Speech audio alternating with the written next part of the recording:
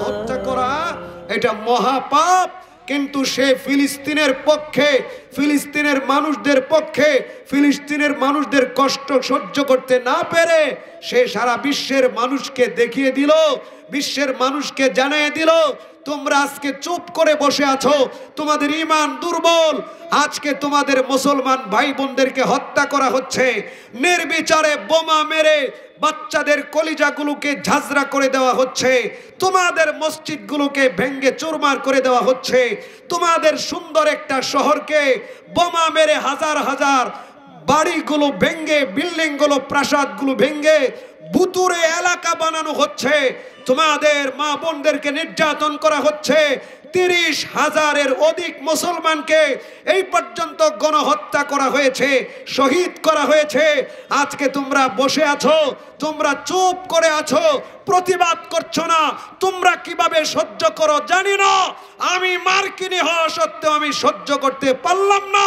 এই জন্য মিডিয়ার সামনে ভিডিও চালু করে, লাইভ চালু করে, নিজের শরীরে পেট্রোল ঢেলে ভিডিও কনফারেন্সে নিজেকে আগুন জ্বালিয়ে আত্মহত্যা করেছে।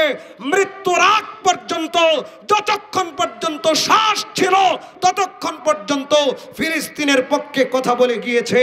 ফ্রি প্যালেস্টাইন, ফ্রি ফিলিস্তিন, এইভাবে চিৎকার করে করে সে দুনিয়া থেকে চলে গেছে। যদিও এই কাজ আমরা তার এই আত্মহত্যাকে সমর্থন করি না, কিন্তু তার যে আবেগ, ফিলিস্তিনের প্রতি তার যে ভালোবাসা, তার যে ঈমান, তার যে একটা মহব্বত, এটাকে শ্রদ্ধা জানাই। কথা বলুন ঠিক কিনা? আজকে আমাদের ঈমান বড় দুর্বল।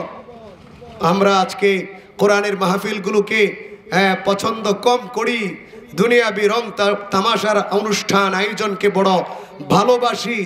এই যে দুরবস্থা ঈমানের, আশা রাখি জান্নাতে যাব, প্রত্যেকটা মুসলমানের আশা জান্নাতে যাবে, কিন্তু আমাদের অবস্থা এমন, আমাদের আশা ঠিক জান্নাতে যাব, আমাদের নিয়ত জান্নাতে যাব, কিন্তু আমাদের চলাফেরা, আমাদের উঠা বসা, আমাদের কর্মকাণ্ড, আমাদের কার্যকলাপ জান্নাতের দিকে নিয়ে যাচ্ছে না।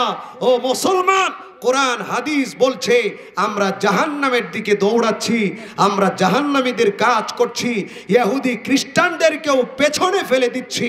আমাদের অবস্থা এমন হয়েছে। এই জন্য আসুন পরিবর্তন হয়, জান্নাতের গাড়িতে উঠা বসি, জান্নাতের রাস্তা দড়ি। রাস্তা দুইটা দুই দিকে গিয়েছে, জান্নাতের রাস্তা একদিকে, জাহান্নামের রাস্তা আরেক দিকে। যেমন আপনাদের এই দিকে হলো মৌচাক, আর এই দিকে হলো বড় বাজার, বলেন তো একটা ফুলবাড়িয়া, এইদিকে হলো ফুলবাড়িয়া, এইদিকে হলো গাজীপুর মৌচাক।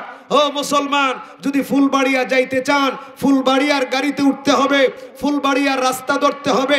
মৌচাকের গাড়িতে উঠলে, মৌচাকের রাস্তায় চললে ফুলবাড়িয়া যাওয়া যাবে না। নিয়ত ঠিকই ফুলবাড়িয়া, কিন্তু যাওয়া যাবে না। তেমনি ভাবে মৌচাক যাওয়ার ইচ্ছা কইরা ফুলবাড়িয়ার দিকে রওনা হয়ে গেলে, ফুলবাড়িয়ার রাস্তা দিয়া চললে, ফুলবাড়িয়ার গাড়িতে উঠলে ফুলবাড়িয়া যাবেন। যদিও আপনার নিয়ত হলো, আশা হলো মৌচাক যাবেন, কিন্তু রাস্তা ভুল করার কারণে, উল্টো পথে চলার কারণে আমি আপনি মৌচাক যেতে পারবো না। আমি যেই গাড়িতে উঠে বসছি ওইটা আমাকে ফুলবাড়িয়া নিয়ে যাবে। আমাকে গাড়ি চেঞ্জ করে মৌচাকের রাস্তা ধরতে হবে।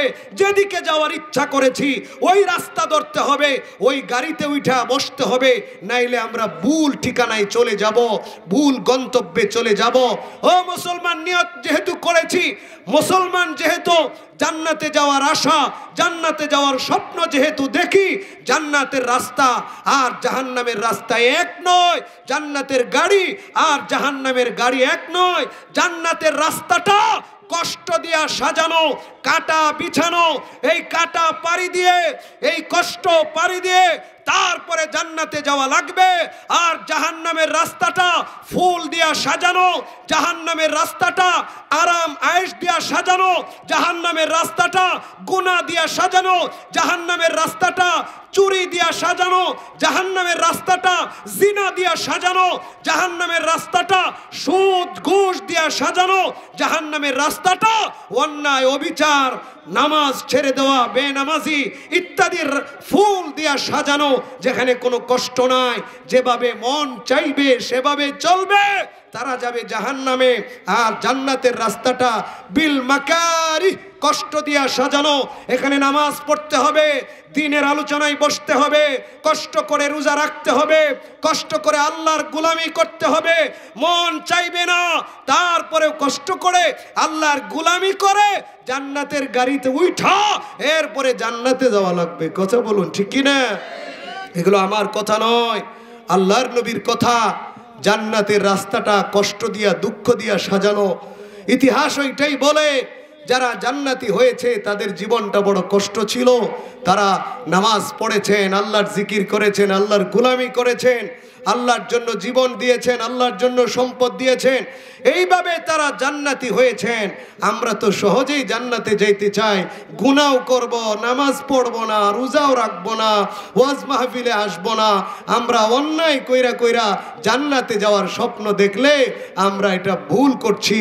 এজন্য আমাদের সকলকে গাড়ি চেঞ্জ কইরা জান্নাতের গাড়ি ধরতে হবে। আল্লাহর নবী বলেছেন, আর দুনিয়া সিজনুল মুমিন ওয়া জান্নাতুল কাফির, প্রসিদ্ধ হাদিস। এই দুনিয়াটা হলো মুসলমানদের জন্য জেলখানা আর কাফেরদের জন্য বেহেশতখানা। দুনিয়ার জেলখানার মধ্যে যেমন মন চাইলেই যা মন চায় তা খাওয়া যায় না, দুনিয়ার জেলখানায় যেমন যা মন চায় তা পাওয়া যায় না। যখন মনে চায় তখন ঘুমানো যায় না, যখন মনে চায় তখন এদিক সেদিক বের হওয়া যায় না। জেলখানার একটা রুটিন আছে, সরকার কর্তৃক, জেইলার কর্তৃক একটা রুটিন বলে দেওয়া আছে, ওই রুটিন অনুযায়ী চলতে হয়। তেমনি ভাবে এই দুনিয়াটা হলো মুমিনদের জন্য জেলখানা। এখানে যা মনে চাবে মুমিন তা করতে পারবে না, যেখানে মনে চায় সেখানে যাইতে পারবে না, যেই পোশাক পরতে মনে চায় সেটা পরতে পারবে না, যেই খাবার খাইতে মনে চায় সে হারাম খাবার খাইতে পারবে না, যখন মন চায় যা করার তা করতে পারবে না। আল্লাহর বলে দেওয়া কোরআন হাদিসের যে রুটিন আছে, এই রুটিন মোতাবেক চলবে, তাহলে মুমিন সত্যিকারের মুমিন এবং জান্নাতে যাইতে পারবে। ঠিক কি না? আর ওয়া জান্নাতুল কাফির, এই দুনিয়াটা কাফেরের জন্য জান্নাত মানে বেহেশতখানা। জান্নাতের মধ্যে যা মনে চায় তা পাওয়া যায়, যা করতে মনে চায় তা করা যাবে। তেমনি ভাবে কাফেররাও এই দুনিয়ার মধ্যে যা খেতে মন চায় তারা হালাল খাবারও খায়, হারাম খাবারও খায়। তাদের কাছে কোনো হারাম কিছু নাই, যা পড়ার তা পড়ে, যা মনে চায় তা করে, যেদিকে যাওয়ার সেদিকে যায়, অন্যায় অবিচার যা করার সব করছে। অর্থাৎ জান্নাতের মধ্যে যেমন খুশি তেমন করা যায়। এই দুনিয়াটা হলো কাফেরদের জন্য জান্নাত, তারা এখানে যা মনে চায় তা করবে, আখিরাতে জান্নাতে যাইতে পারবে না। আর মুমিন এই ক্ষণস্থায়ী জীবনে আল্লাহর রুটিন মোতাবেক চলবে, আল্লাহর বলে দেওয়া নিয়ম অনুযায়ী চলবে। এই ক্ষণস্থায়ী জীবনে একটু কষ্ট করবে, আখিরাতে অনন্ত অসীম কাল সে জান্নাতে থাকবে। সুবহানাল্লাহ। এই জন্য এই দুনিয়াটাকে জান্নাত না বানাই, এই দুনিয়াটাকে কষ্টের জায়গা বানাই। এই দুনিয়াতে একটু কষ্ট করা লাগলে করি, এই দুনিয়াতে একটু বিপদে পড়া লাগলে পড়া, এই দুনিয়াতে একটু কষ্ট করতে পারলে ওই পরকালে আমরা সুখী হয়ে যেতে পারবো। এই দুনিয়াতে অনেক বিপদ আসবে, অনেক মুসিবত আসবে। এখানে ধৈর্য ধারণ করে সাহাবায়ে কেরামের মতো ইমানের উপর অটল অবিচল থাইকা ইমানটাকে মজবুত কইরা চলতে পারলে সাহাবায়ে কেরাম যেমন দামি হয়ে গিয়েছেন, পূর্বের মানুষরা যেমন দামি হয়ে গিয়েছেন, তাদের আলোচনা কোরআনে এসেছে, তাদের আলোচনা হাদিসের মধ্যে এসেছে। আমরাও যখন ইমানটাকে মজবুত কইরা আমরা ধৈর্য ধারণ করতে পারবো, ধৈর্যের পথে অটল অবিচল থাকতে পারবো, আমরাও চিরস্মরণীয় হয়ে থাকবো। আমাদের নাম স্বর্ণাক্ষরে লেখা থাকবে। আমরা দুনিয়াতেও সফল কাম হব, দুনিয়াতে সফল না হইতে পারলেও আখিরাতে সফল হব। কথা বলুন ঠিক কিনা? এই জন্য আমরা কষ্ট করার জন্য রাজি হয়ে যাই, প্রস্তুত।